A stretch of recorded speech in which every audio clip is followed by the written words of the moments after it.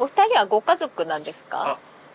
息子です。やはりそうなんですね。去年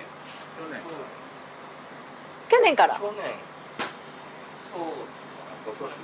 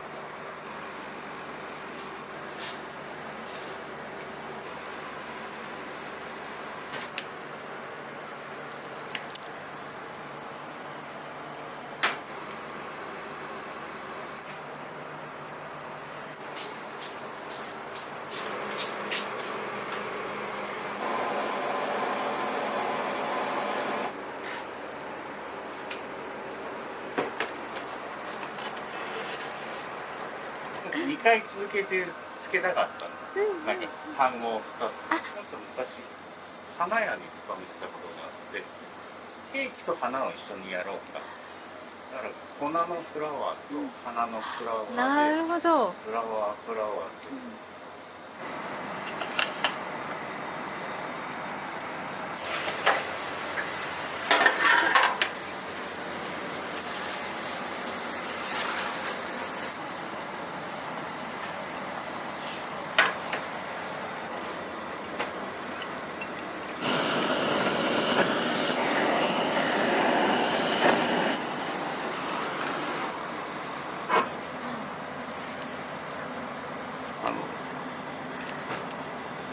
なんかアプリコットのつや出しのゼリーみたいな。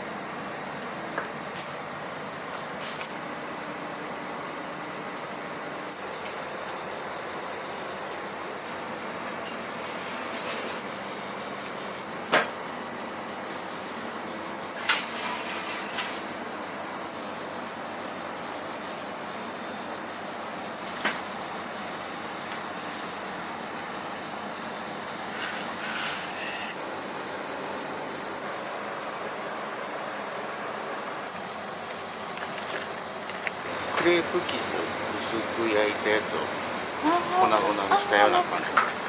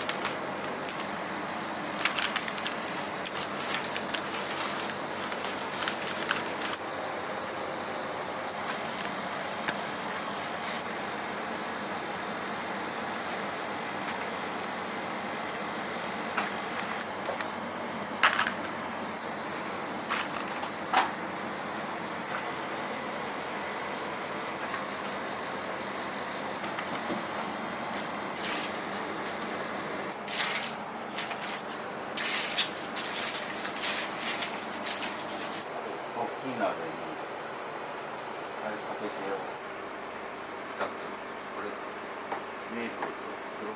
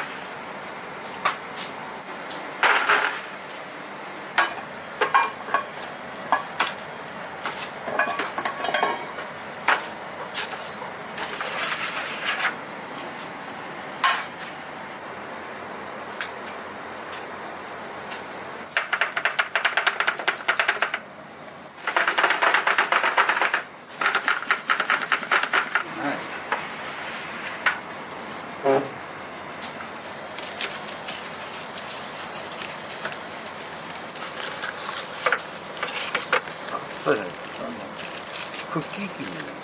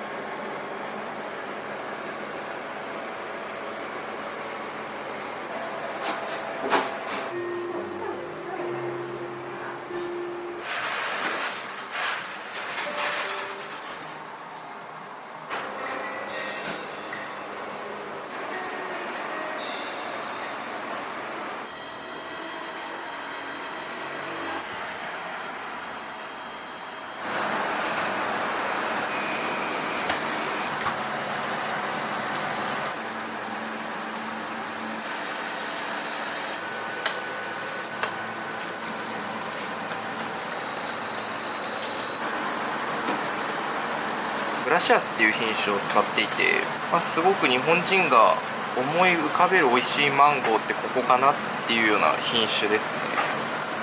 できるだけたっぷり乗せておきます。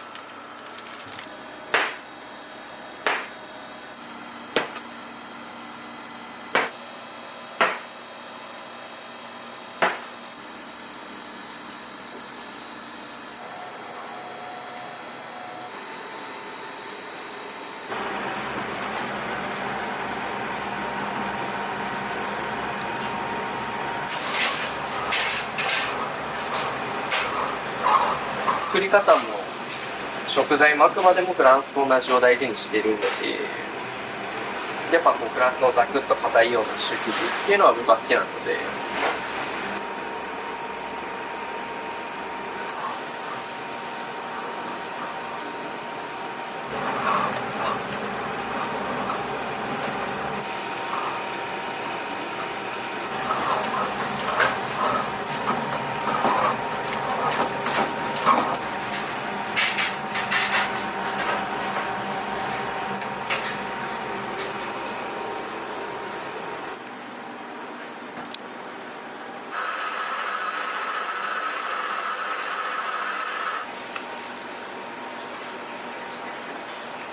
これ大体いいくらいですね。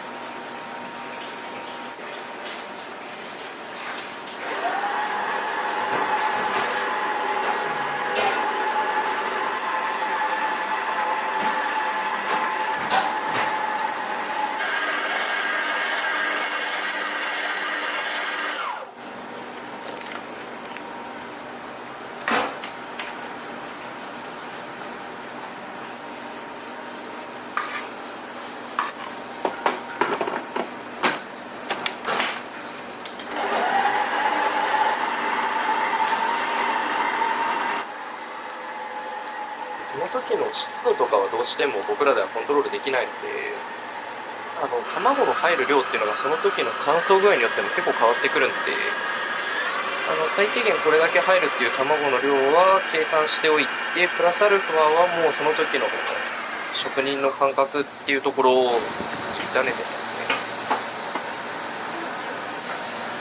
すね。で、大体こう生地を垂らして落ちた時に三角形になるような硬さっていうのは大事にしたいですね。こういうちょっとスッと落ちるような感じですね。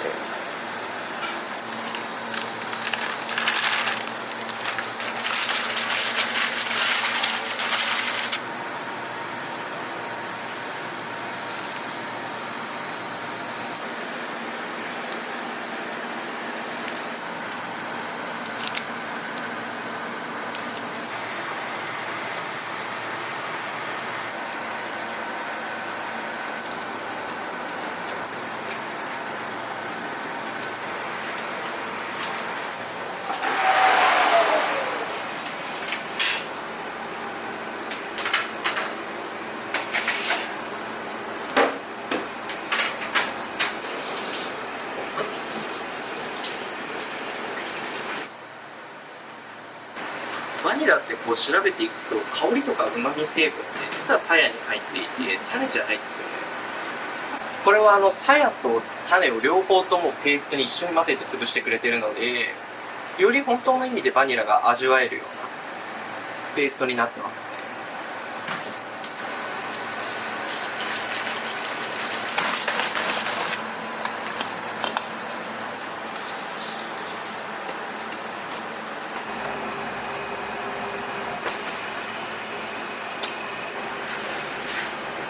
少しずつ入れていきます。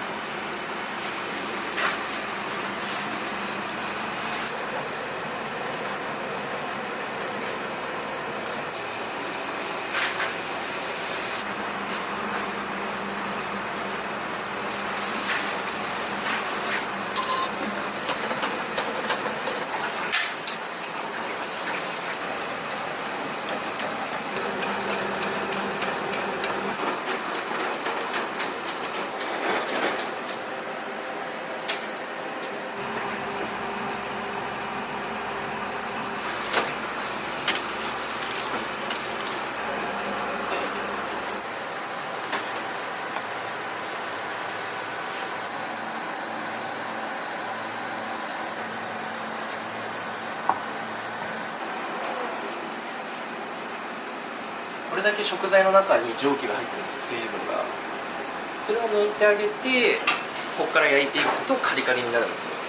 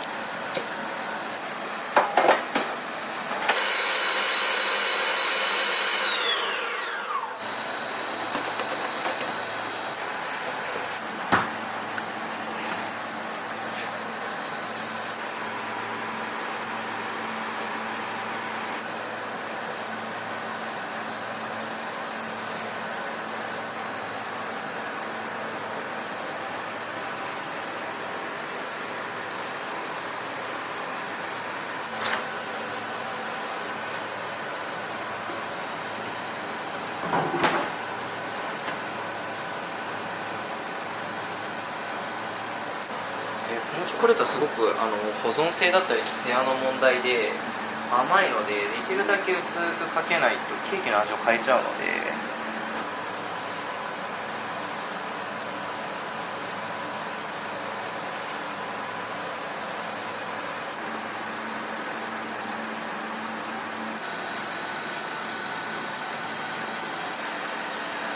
出しといて。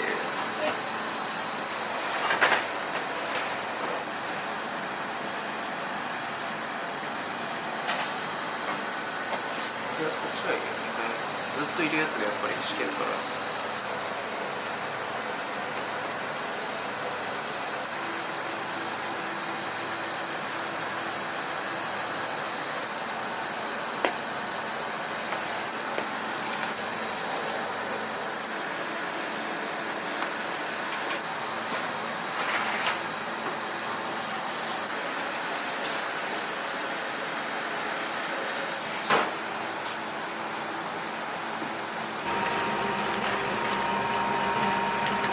このままちょっと少し放っておいて飛ばしていきます。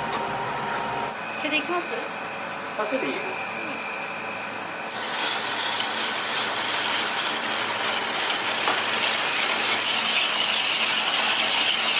カカオのパウダーと薄力粉とベーキングパウダーですね。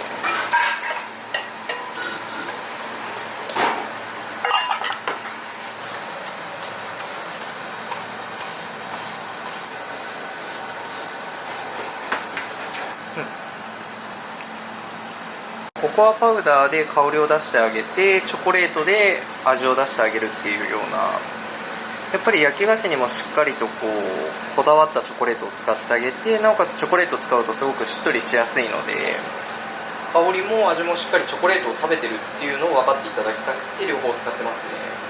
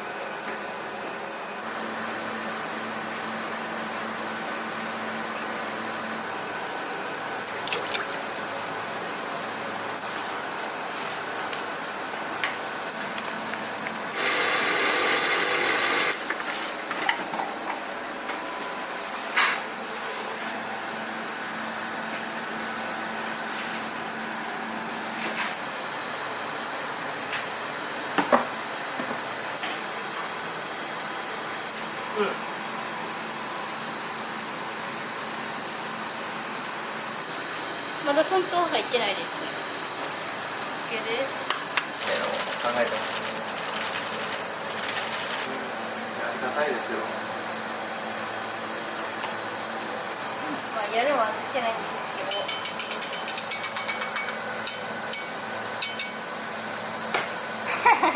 ど。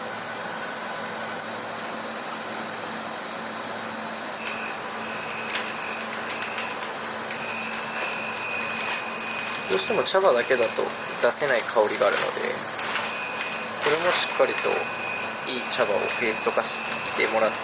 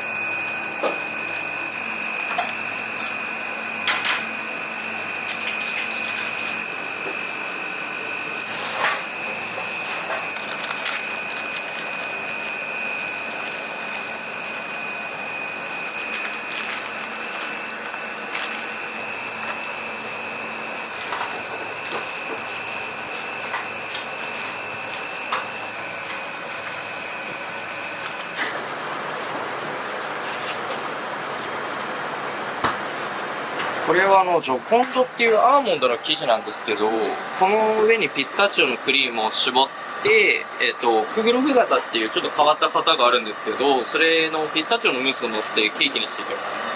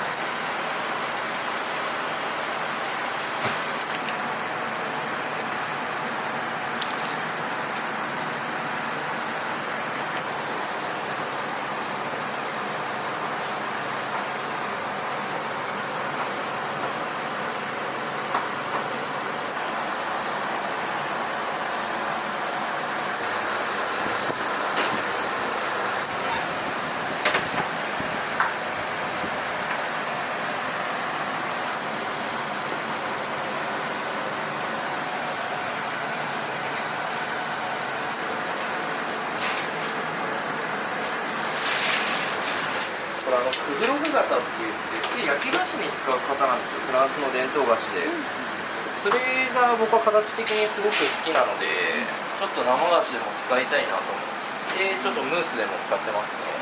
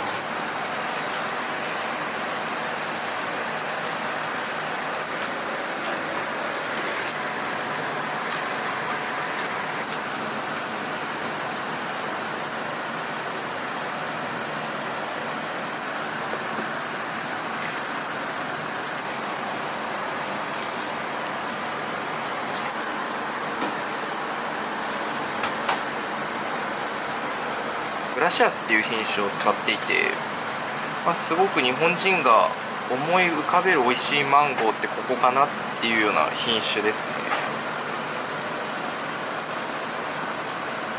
できるだけたっぷり乗せておきます。美味しくてこうねっとり柔らかいマンゴーを使うんで、多少こう角が取れてきちゃうような感じになりますね。ココナッツの皮むいて中の白いところですねを軽くローストして細かく砕いたものですね。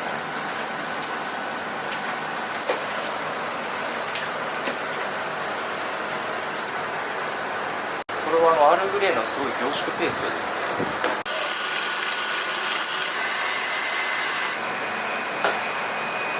カスタードと生クリームを合わせてあるクリームですね。で、あとそこにアールグレイペーストが入ってる感じですね。どうしても生クリームだけだとボソボソして重たいので、そこにちょっとカスタード入れると滑らかに食べやすくなりますね。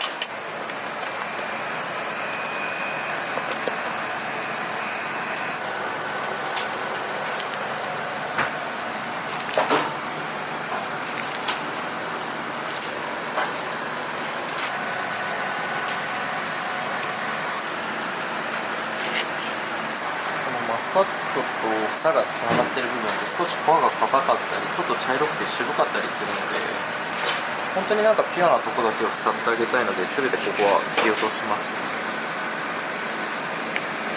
で、生で食べて美味しいなら生で使ってあげたいと思ってて、それで僕タルトを選んでいて、タルトだったら生のフルーツを乗せるだけで美味しいので、僕らは出しゃばっちゃダメで美味しいタルトだけ作ってあげてフルーツ主役でいてほしいよねみたいな、それが多分僕がフルーツと、あとそれを作ってくださってる農家さんに払える敬意だと思ってるので、フルーツと農家さんが主役の時期を作ってあげたいなと思って。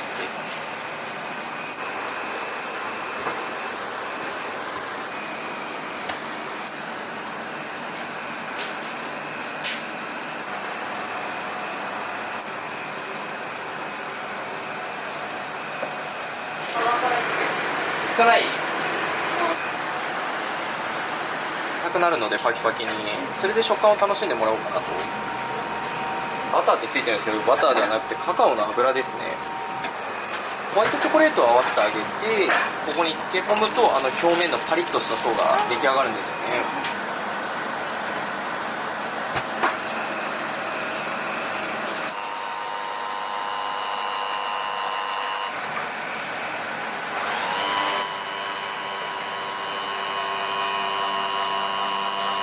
天然の色素だったりと、あとカカオバターと合わさってるので、すごくチョコレートと相性がいいやつですね。これは周りはフランス産のいちごのピューレと、あとフランス産のホワイトチョコレートを合わせて、作ったいちごのムースで、その中にうちで仕入れてるフレッシュないちごのジュレですね、コンポートが入ってるような感じなので、パキッとしてふわっとしたムースが来て、その後ドロッとジュレが出てくるような質感になりますね。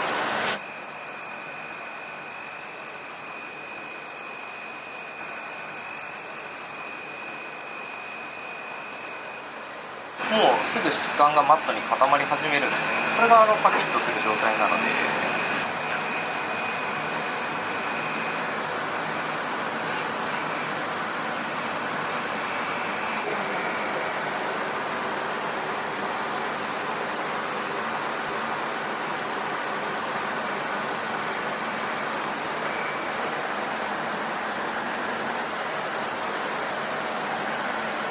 飴細工とかチョコ細工でもいいかなって悩んだんですけど、なんかイチゴってこう葉っぱありきで可愛いって言われるじゃないですか、一応ルックスとしては。で、一応農家さんもそういう葉っぱが腐ってたりするともう出荷できないとか、こだわった中で出していただいてる一つの食材だと思ってるので、葉っぱだけは本物を使って飾ってあげようと思ったら、なんかそれがすごい人気だったみたいで。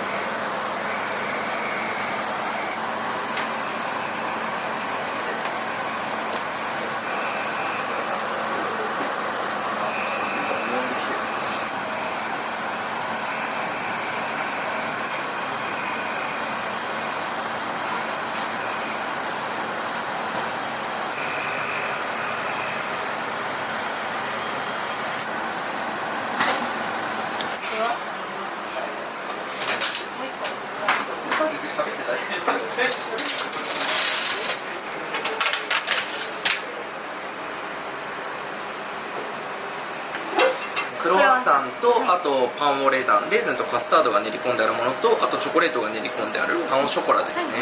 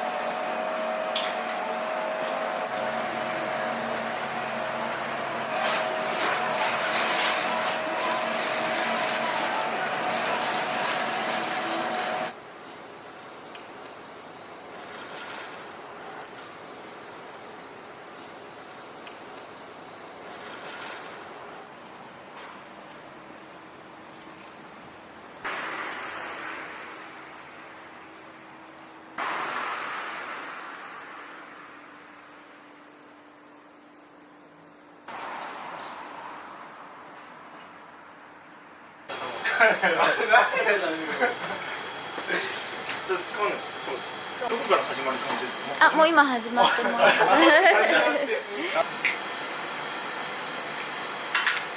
ケーキの計量で卵白と卵黄スタートに計量してる。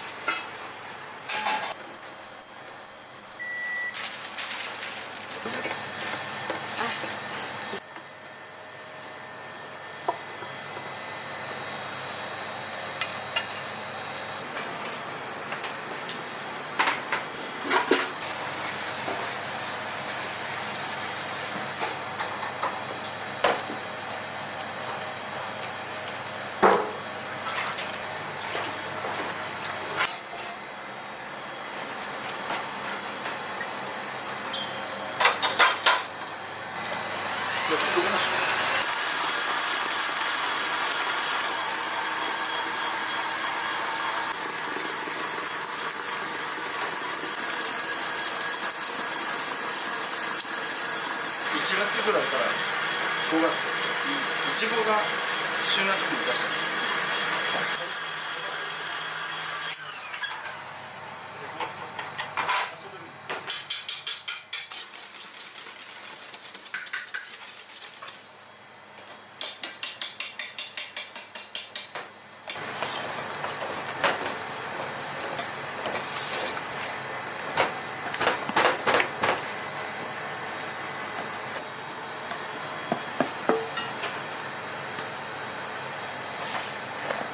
ボールお願いします。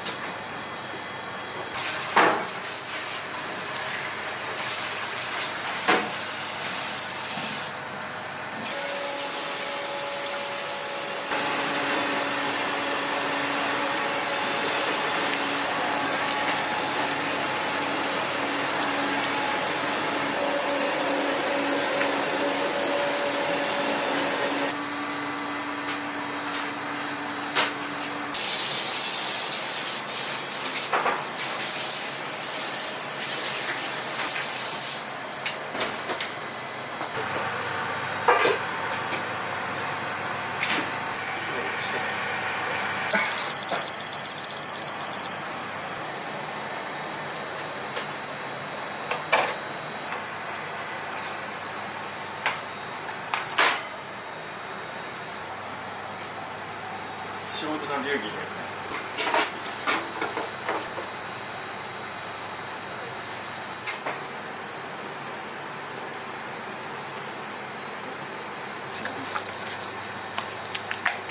パンに塗るいちごジャムまずいでしょこれ。ありがとうございあ、ます。生地につけるぞ。違う。あーじゃないですか。ありがとうございます。さっき言っていただきます。た全然違う。全然違う。美味しい。このジャムとさ、瓶に入れてるジャムってまた違うの。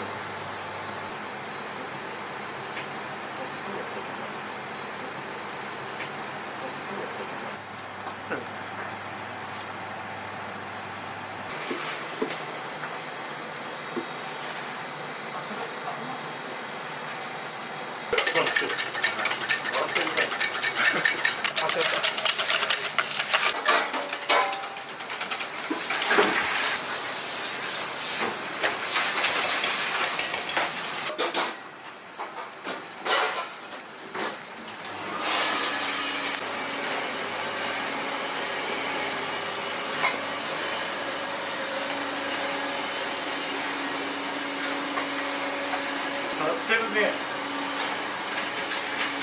200だっけ。200です。ありがとうございます。いただいてください。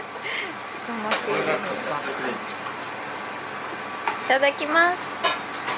これあれね。ちょっとカスタードクリーム。美味しい。甘ったるくないですね。美味しいですよね。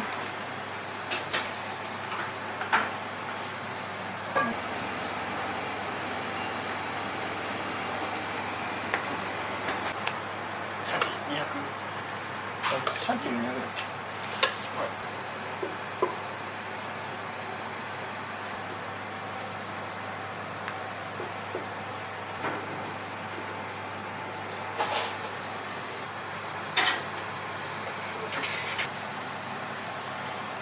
4つだから。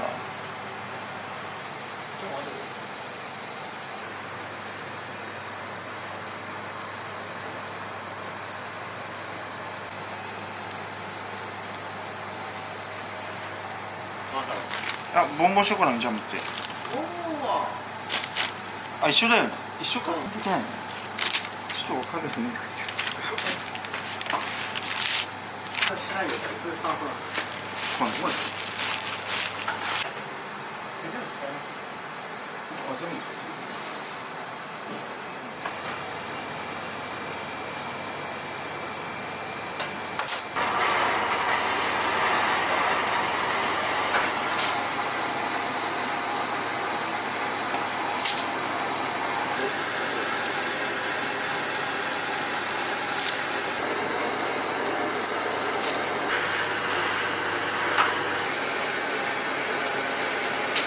ロールケーキのこれ今いちご入ってますけど、季節によって中変わるんですか？生クリームとカスタードだけの時もあるし、あとコーヒーと栗のロールケー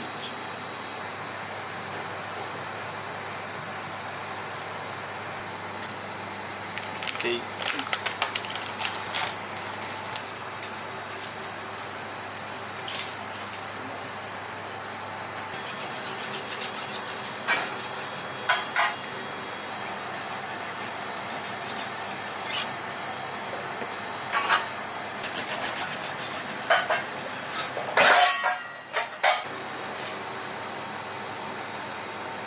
これはいちごのシロップを生地に染み込ませてます。これもいちごのジャムです。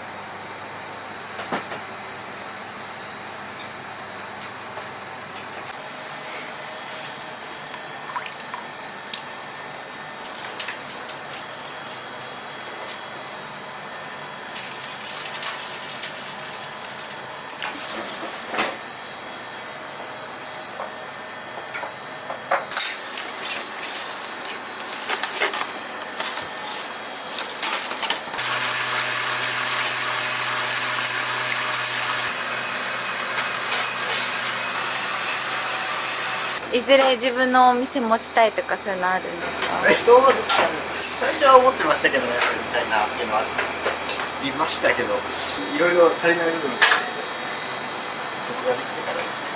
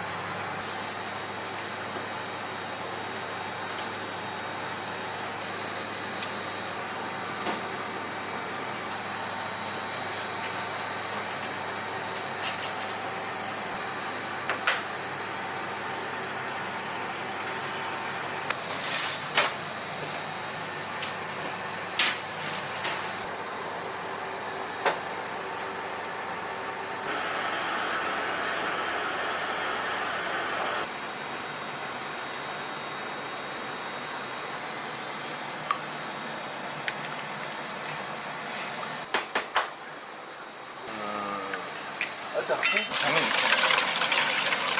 乾燥しない。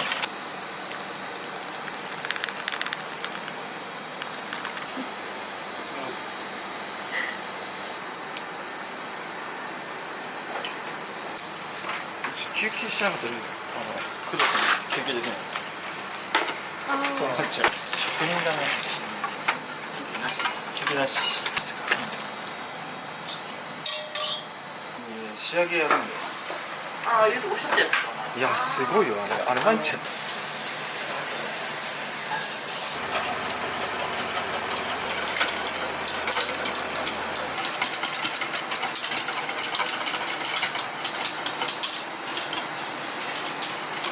あるみたいなんでまだまだ。何分ぐらい混ぜるんですか？まあ5分前後ですね。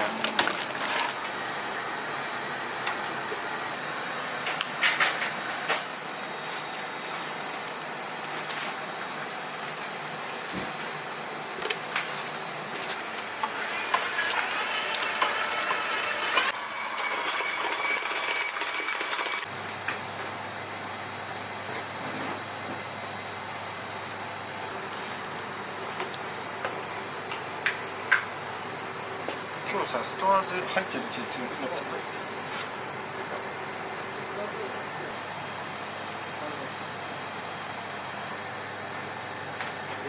のすごいよ。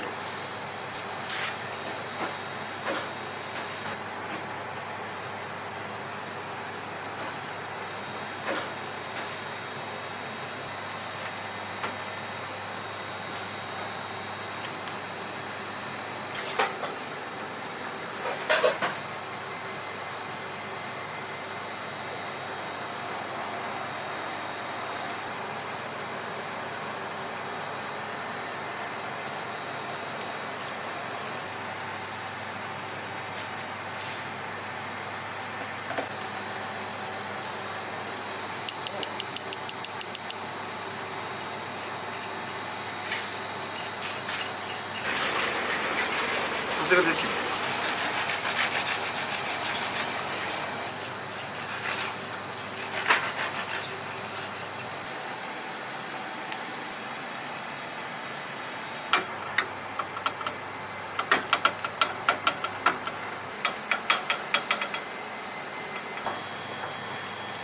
あと抹茶ちょっとだけ入れといて。抹茶が全然シャンティーであれしかないの。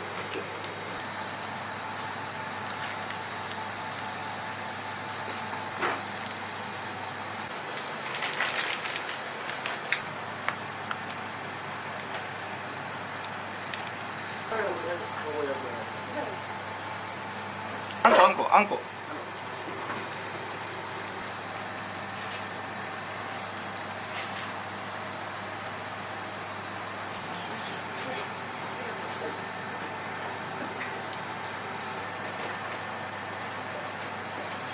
これはカスタードと生クリームを混ぜてるクリーム。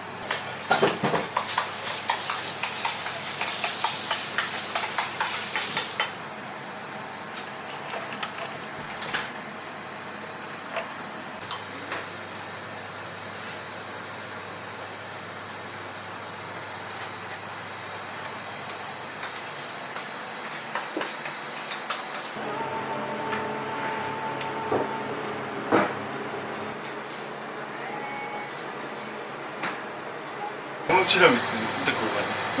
バランスがいい。白石さんそれはあなたの感想でしょうけど。それはいろいろ聞いて。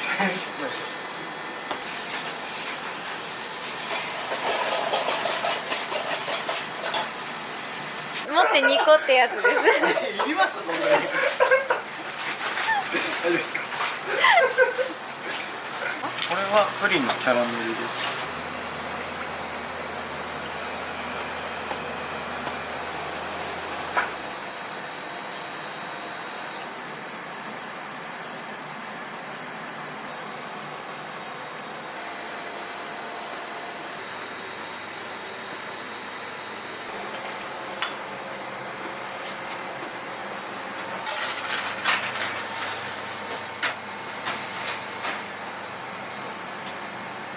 いい感じです。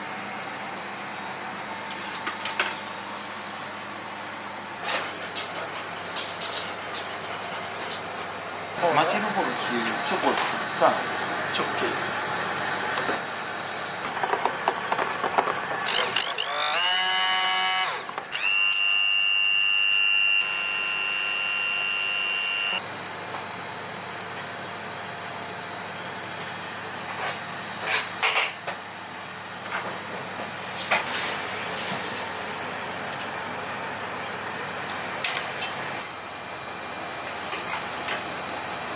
あ、すいません。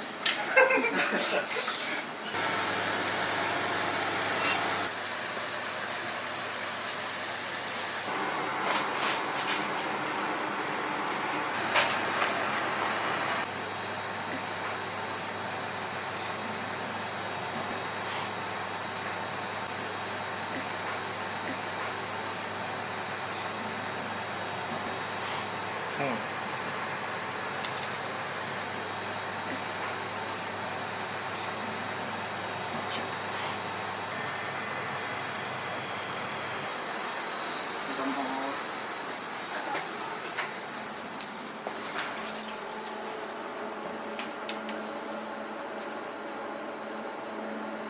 綺麗じゃないな、これ。温度が高い。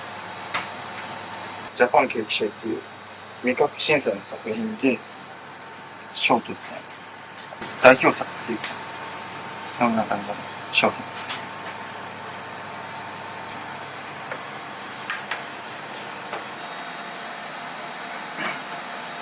いつもと違うよね。緊張しますよね。緊張する。いつもふざけてるもんね。本当ですね。変顔してるじゃん。してないでしょ。人入らないですもんね。調子やめてください。ね。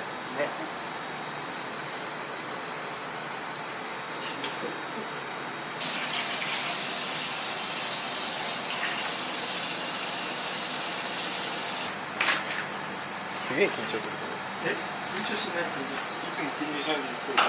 けど。いや、嘘だよ。緊張するよね。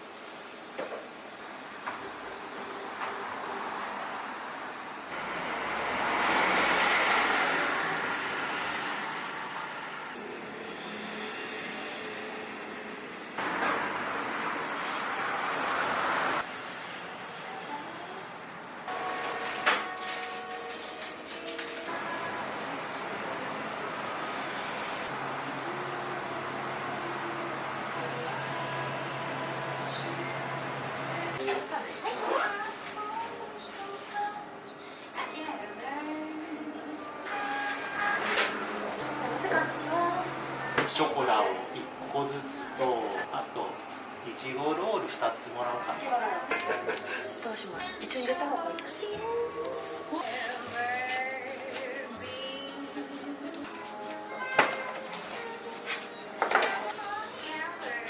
どうもありがとう。ありがとうございます。どうもお先でした。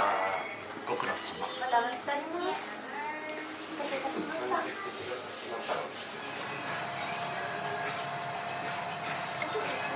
あ、これアーモンドパウダーと粉糖です。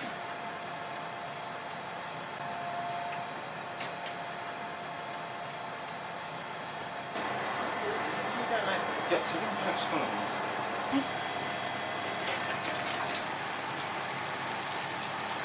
これ何度とかって115度です。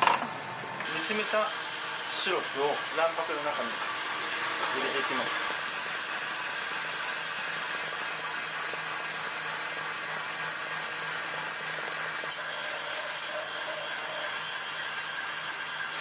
いい感じのピンクです。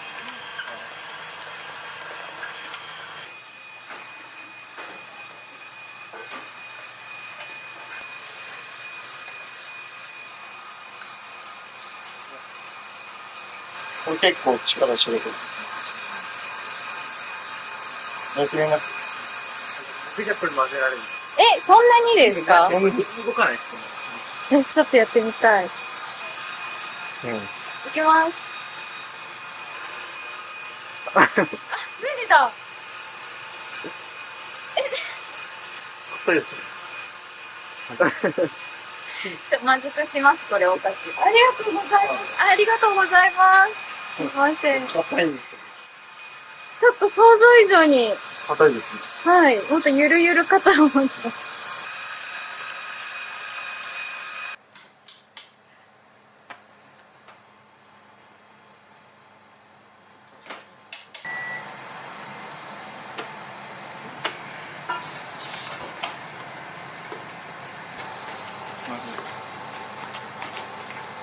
まずい。それちょっとわかんない。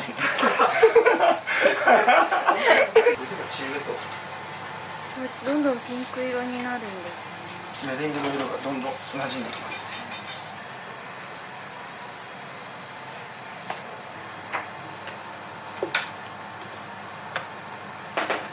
生地を練るボールのヘリっていうかよくやるんですけど、マカロナージュで検索したら出るんですけど、うちの店にはマカロナージュはやらない。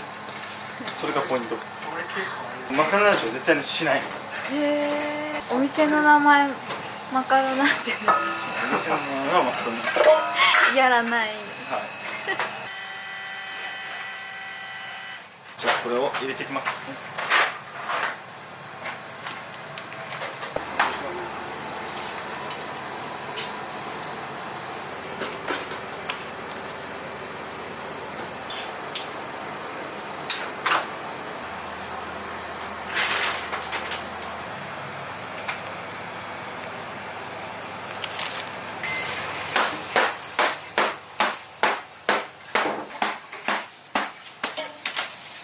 生地を薄くしてる感じです。これで完成です。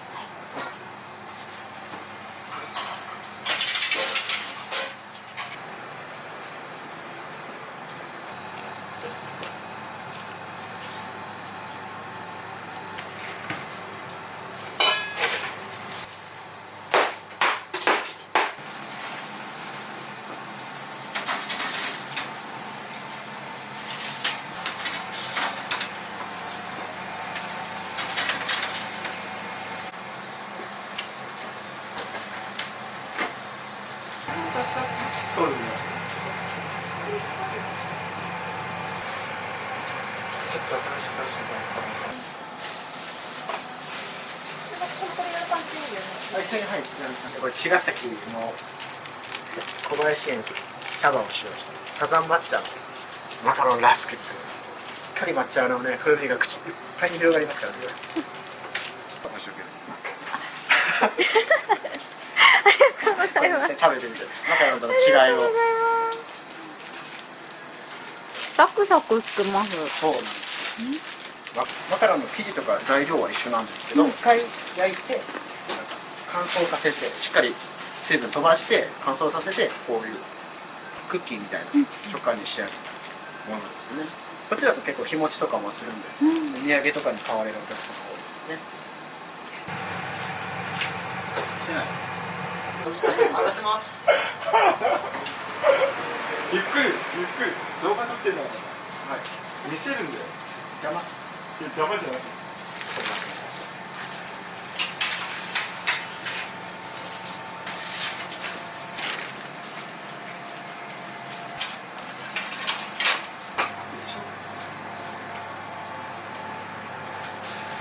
スタンバイ準備。マカロンはこの中身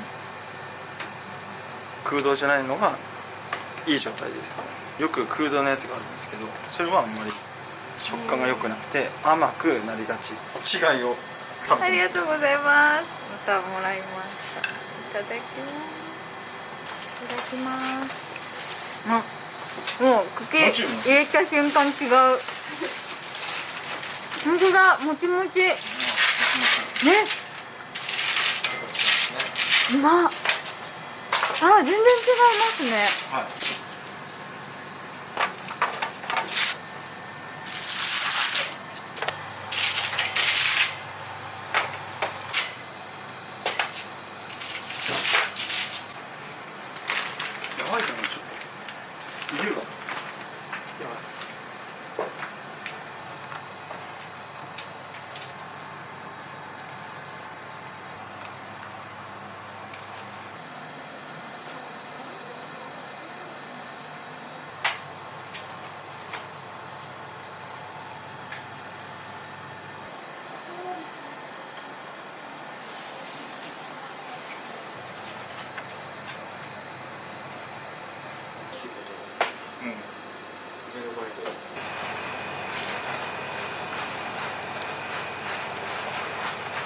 その時の祝ってもらうお客さんが喜んでもらえるような仕上がりがしたいと思ってます。美味しいよ、心に届いてる。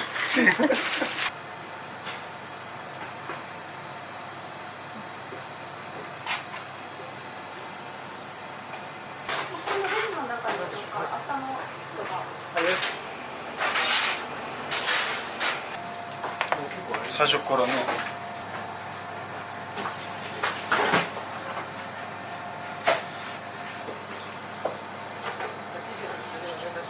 難しい。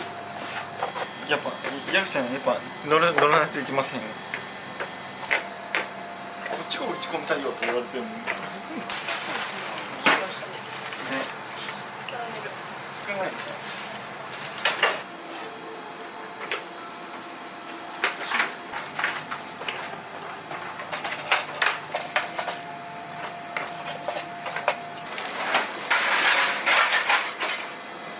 これは真ん中。な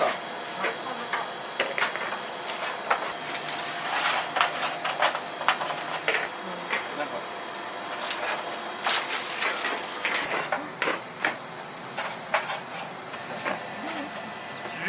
言ってたよね。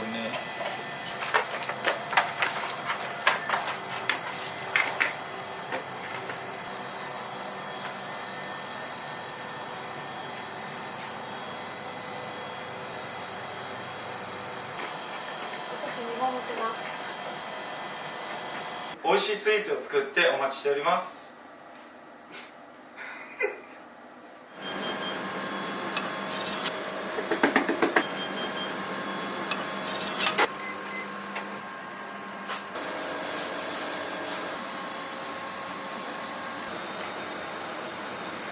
どうもそんな感じで。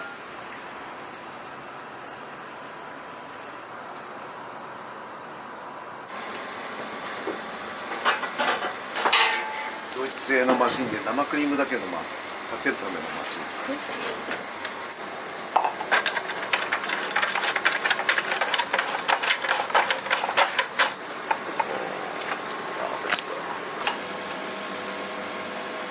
一年中国産いちご使ってるんで、これには蜂蜜、砂糖、粉砂糖、卵しか入ってない。なるべく何にも入れないでっていう余計なものをそれでやりたいなと思って。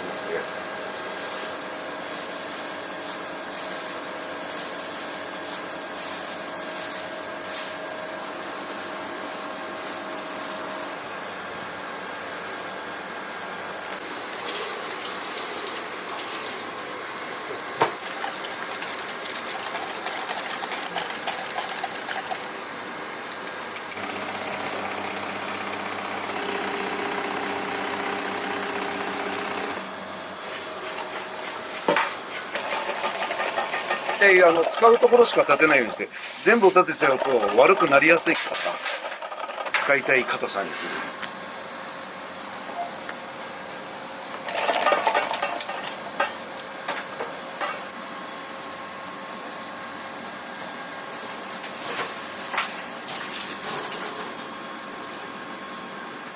値段が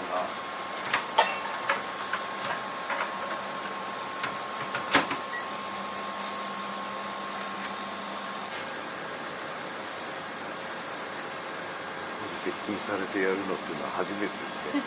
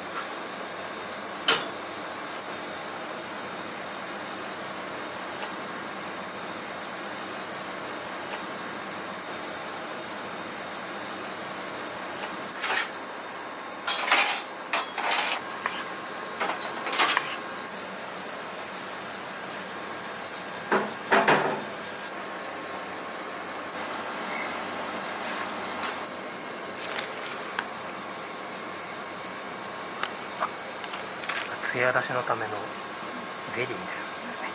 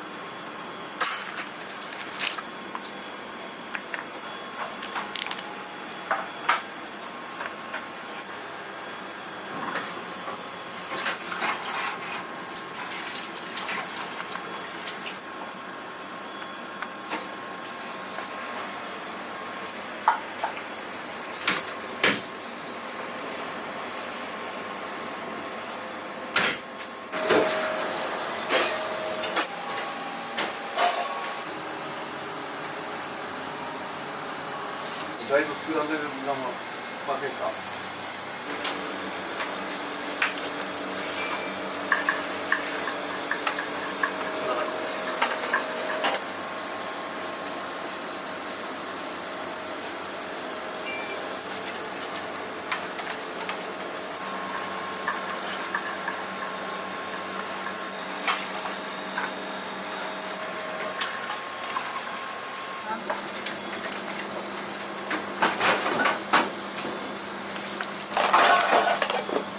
卵あったらさ、次スポンジやる？はい。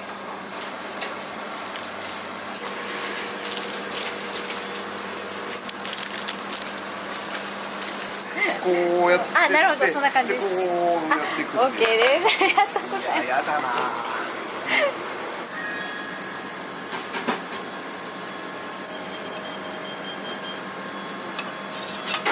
おばあちゃん悪い、透明の板忘れちゃった。お願いします。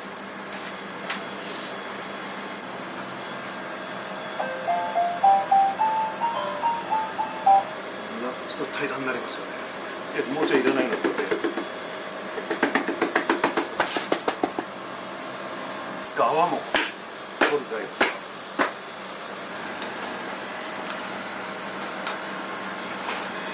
オペラは金箔を上にやるんですよ。それっていうのはフランスのパリのオペラ座の上に金のモチーフがあるんですよ。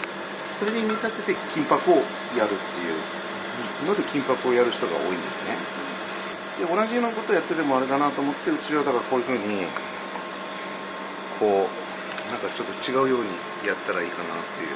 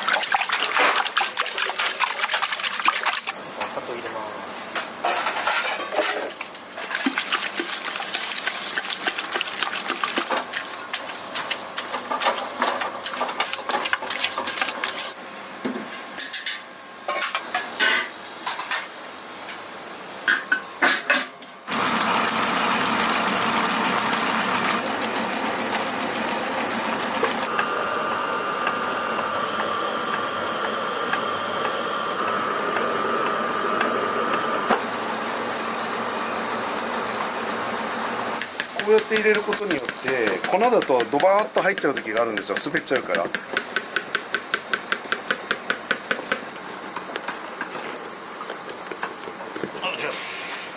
でバターを入れますね。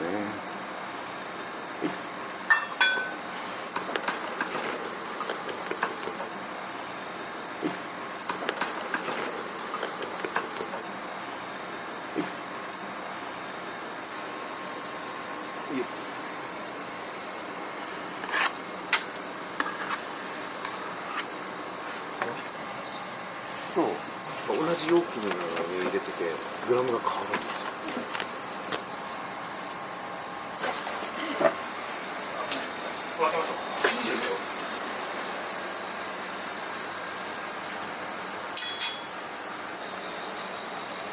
お願いします。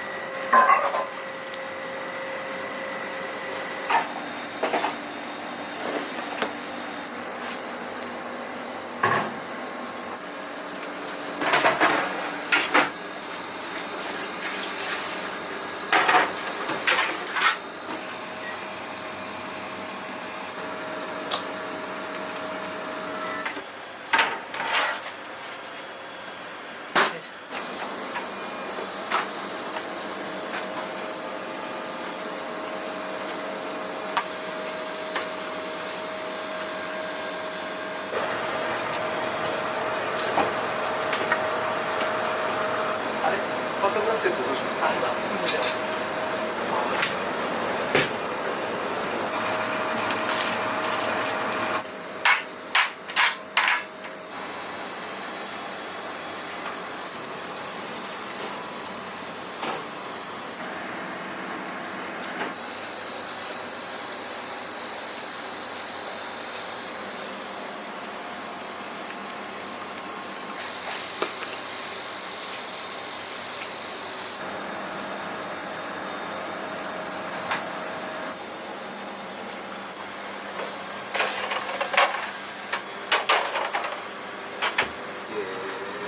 でも有名だよね。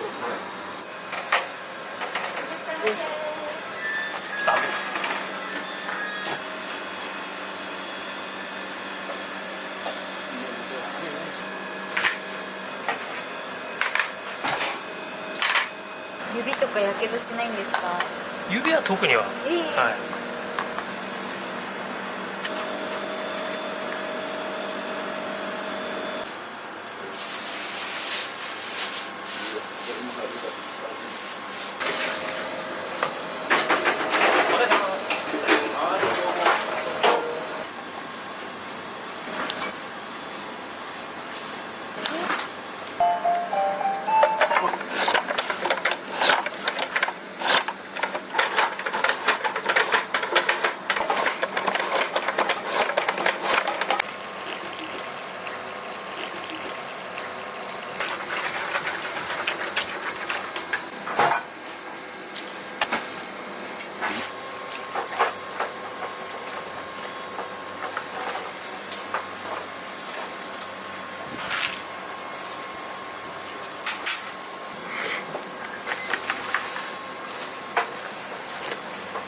びっちしこれをラップやるんですよ。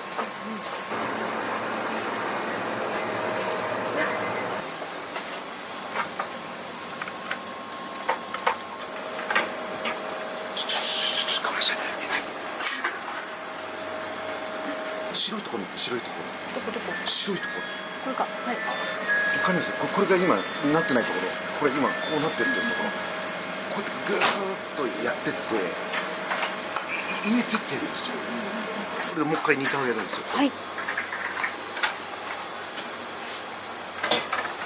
んどん煮ていってください。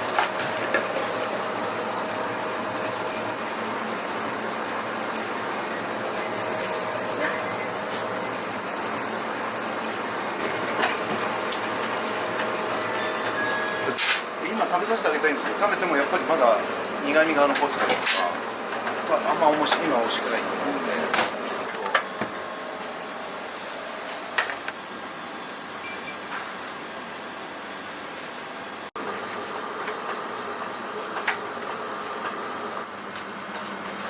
これはエコノムっていう道具なんですよ。エコノムでやるとこうやってもう手が切れないし、刃の入れ方によってもでこうだとダメだしみたいなのがあるから、この角度があるんで、そうしないとスムーズに入んないんですよ。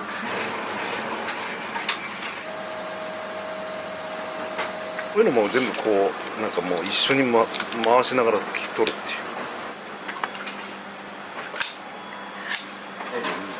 適当にこう。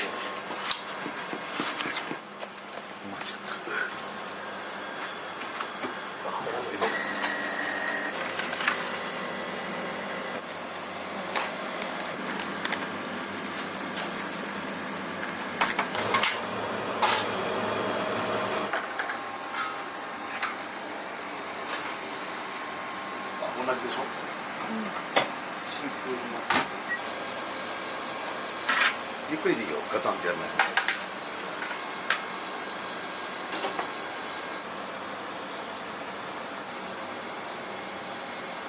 OK、はい。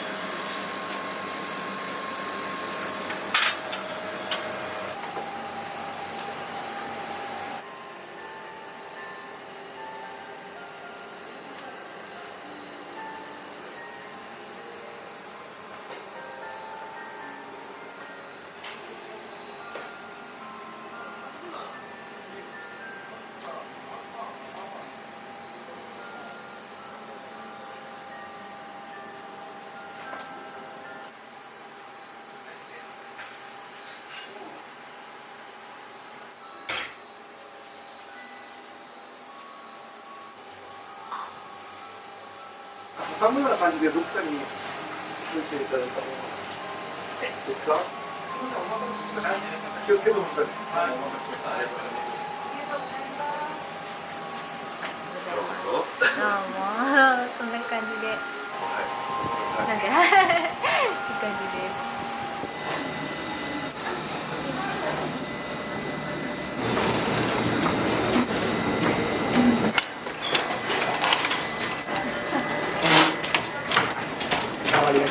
砂糖と小麦と水しか使ってなくて、代々300年使い続けられてるお菓子です。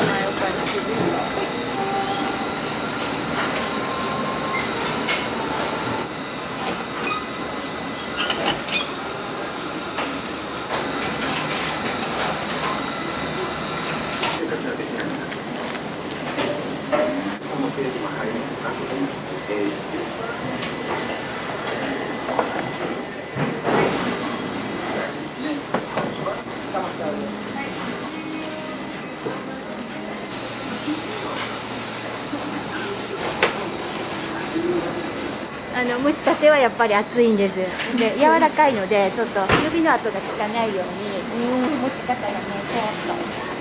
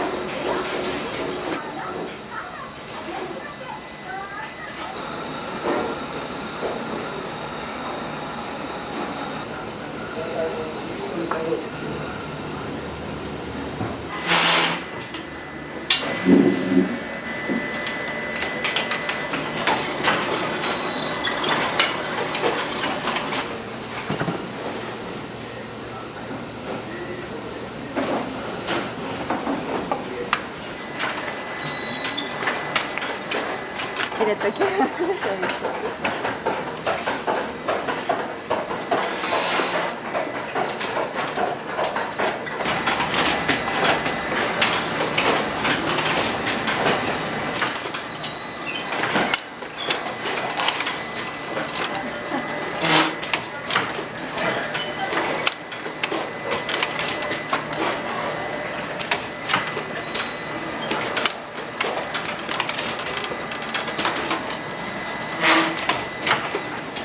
周りが来たな。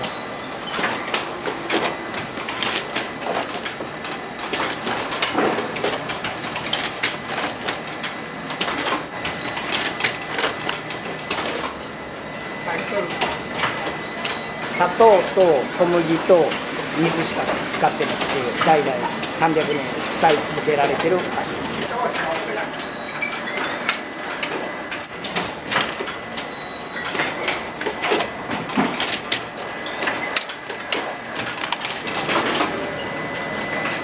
製法とか配合に関してもやっぱり変えるつもりは全くなくて、その理由としては材料自体はもちろん昔に比べたら良くはなってるんだけど、自分、和菓子職人としても一番完璧に出来上がった和菓子やと思ってるから変える必要がないと思ってます。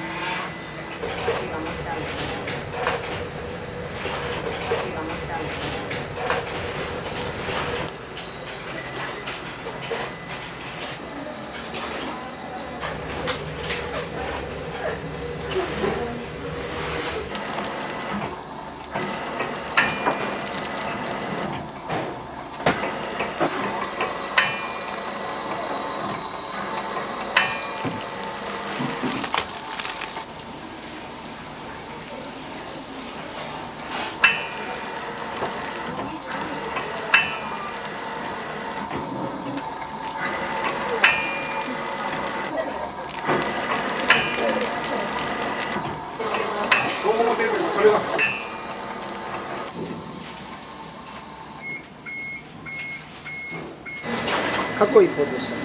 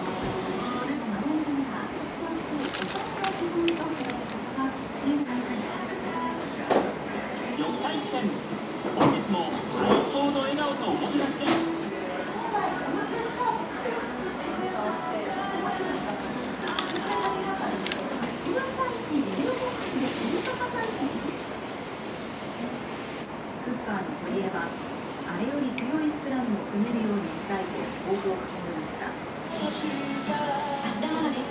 献血は投稿もお待ちしています。ハッシュタグともにハッシュタグ JFN をつけてポストしてください。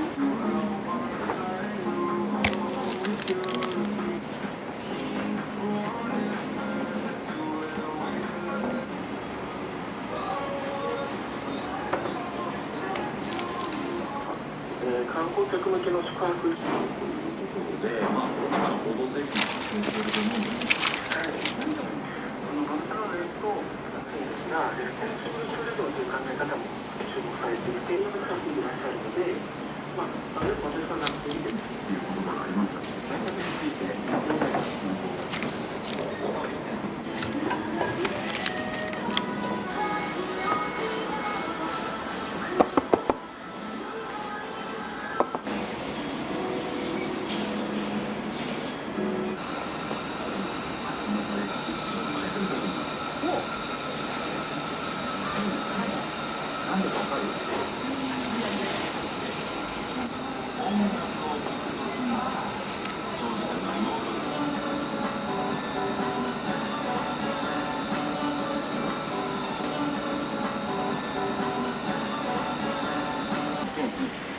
個人の方、はい、おっしゃる通りだと思います。これ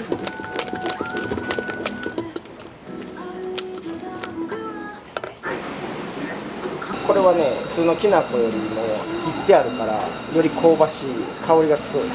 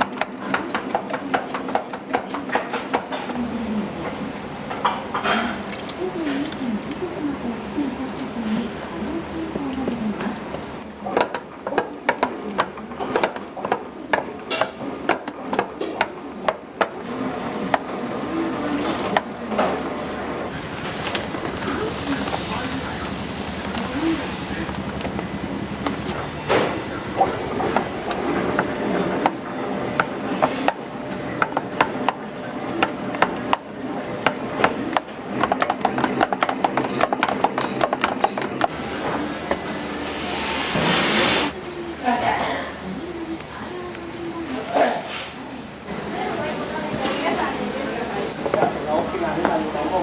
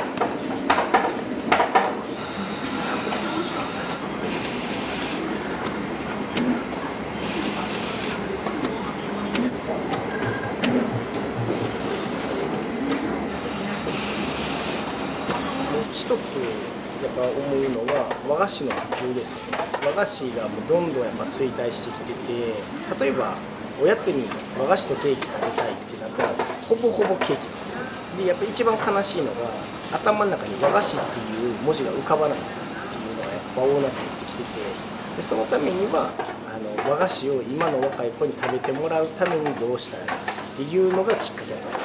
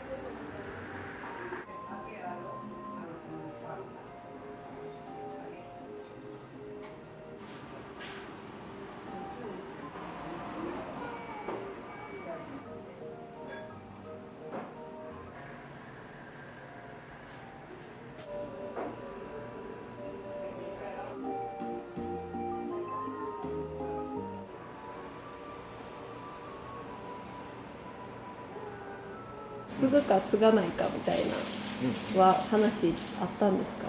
自分は明確に覚えてて、小学校4年生の12月24日クリスマスの日にうちの父親が当時バターケーキをやってて、クリスマスの時だけで、それで、夜の8時ぐらいだったかな、工場に向かってく父親の背中見た時にめっちゃかっこええなって思って、あと継ごうって決めました。自分はすごい、これはめっちゃ明確に覚えてます。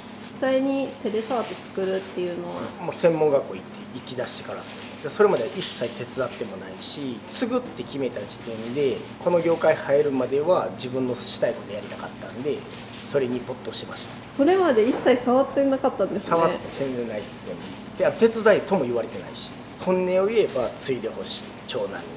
けど例えば長男がむちゃくちゃ出来悪かったら継がすつもり全くないし、それやったら一生懸命自分の支えてくれた従業員の子に渡す方がいいと思うし、自分では言いたくないかな。自分もそうやったけど、親の背中見て好きになってやりたいって思わせれんだら自分の責任かなみたいな。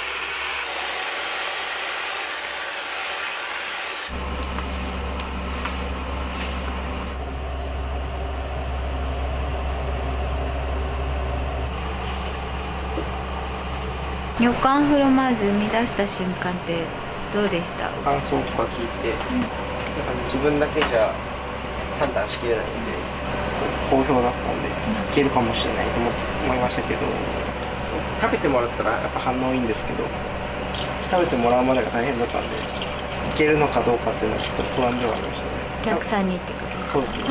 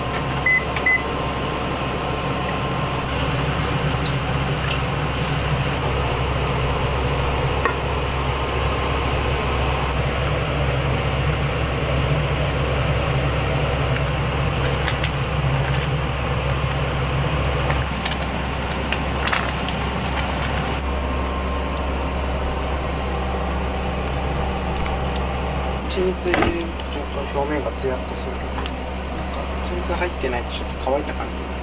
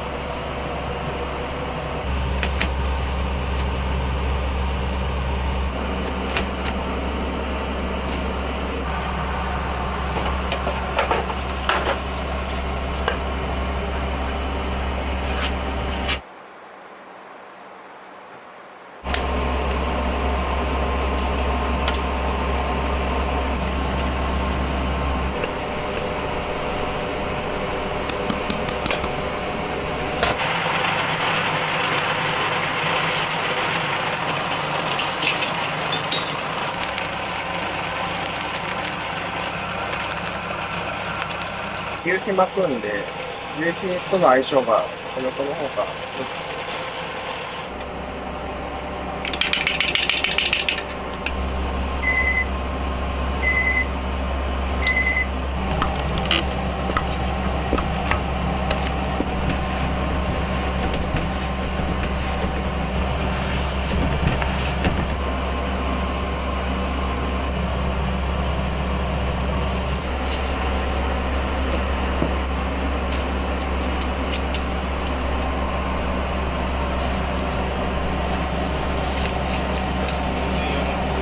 はい。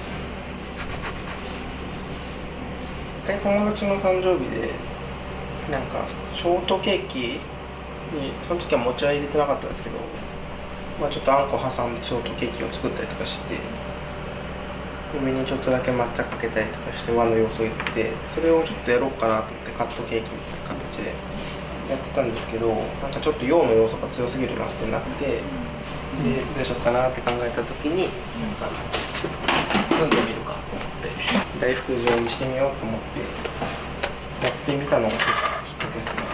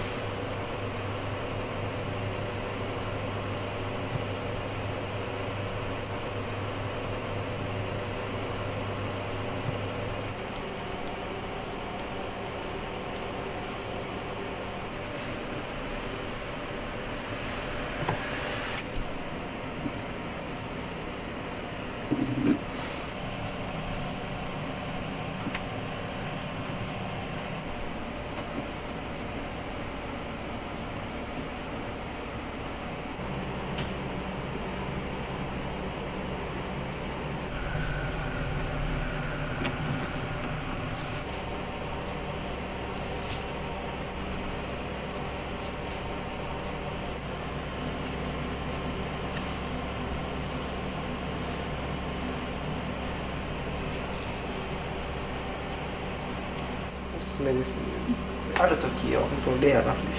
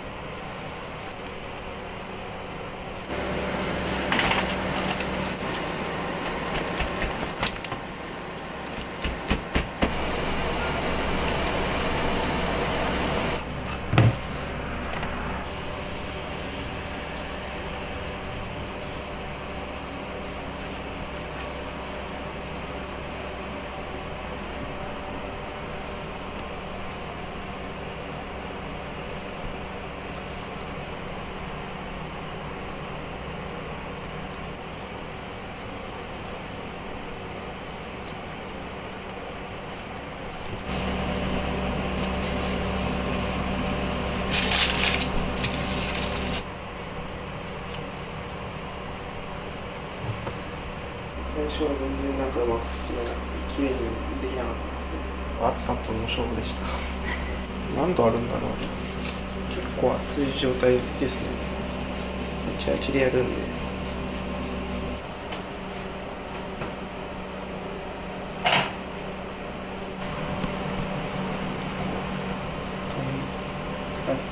ちょっとずつなんか持ち手を変えたりとか、触れてる部分を変えていかないと、熱い熱いっつって。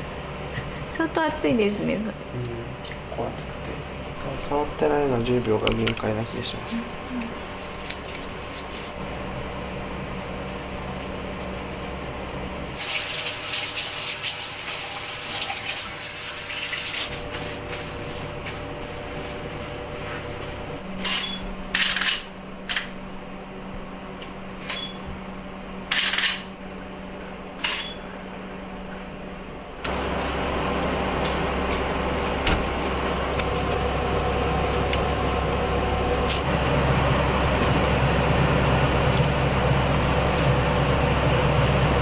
日本人はなんか海外の料理を日本人が好きな味に作るのが得意な印象みたいなので、経験ない自分でもちょっと戦える部分ってあったら組み合わせたりとか味変とかそういうのが好きなんで、そういうところでなんか自分が好きな味を再現できるのは多分自分だけかな。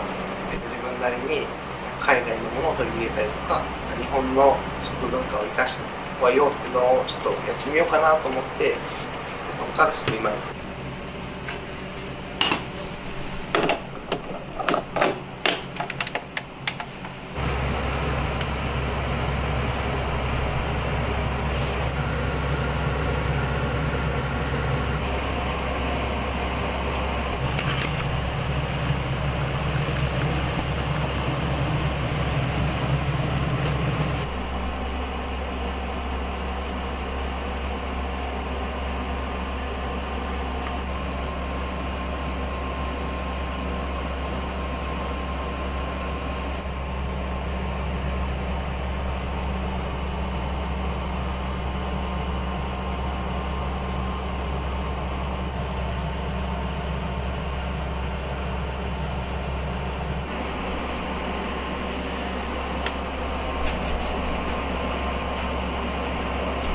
頼んでよかったです。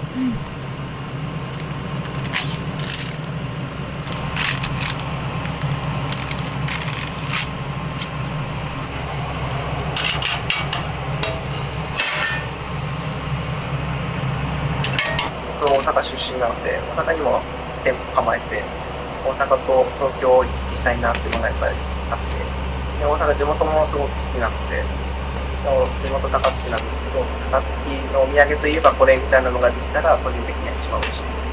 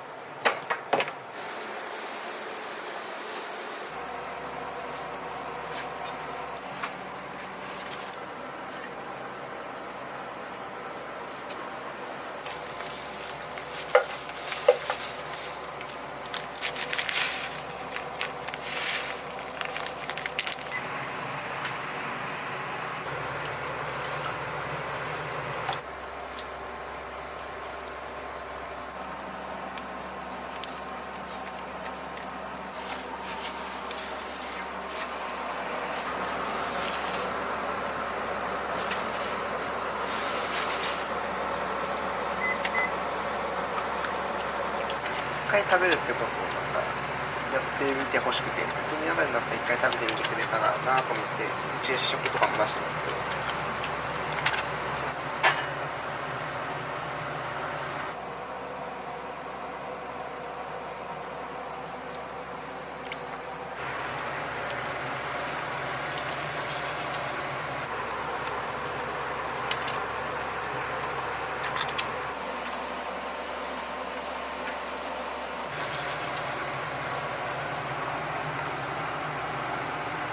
柑橘に関してはなんかあんこ変えたりとかしながら、夏とからレモンとあと夏みかんあんこで作ったりとか、冬は今柚子と温州みかんですけどどっちかだけになったりとかで結構季節ごとに味変わったりするんで。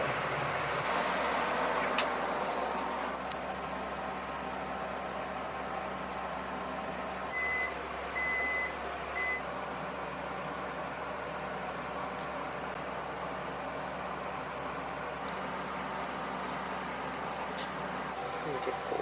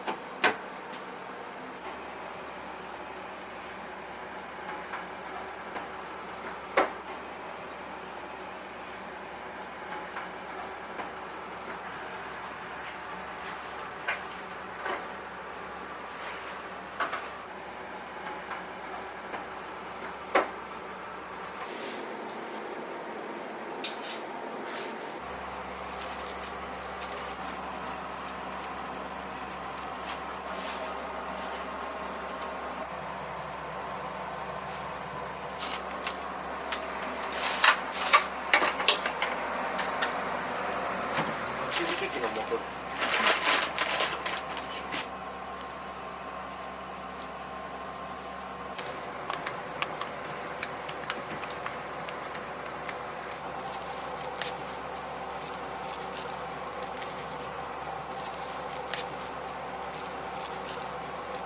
味が濃いというか、上品な甘さみたいな感じです。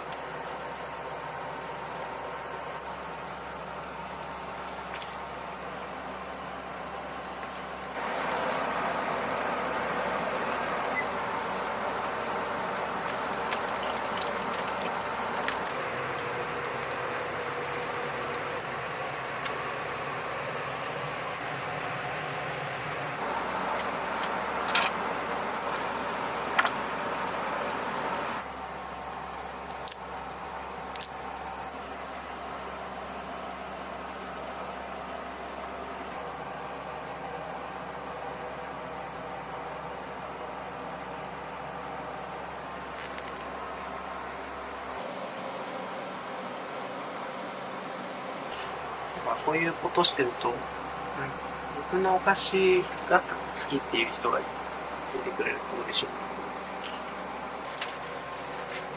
いろいろ経験させてもらいま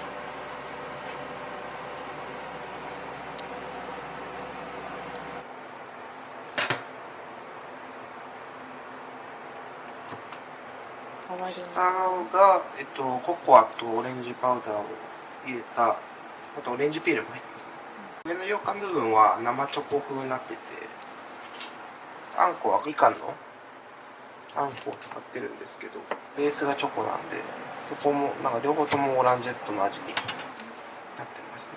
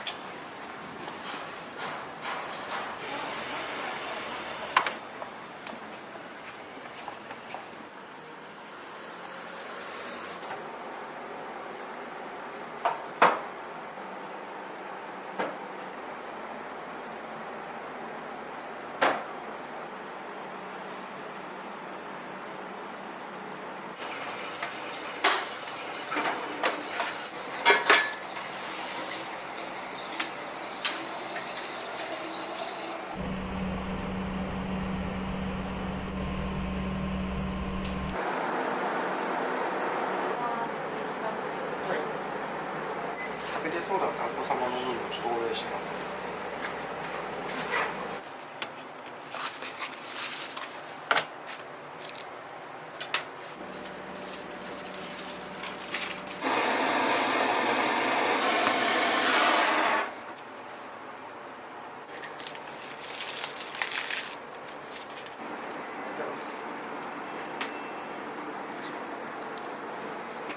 寿亭主の黒川です。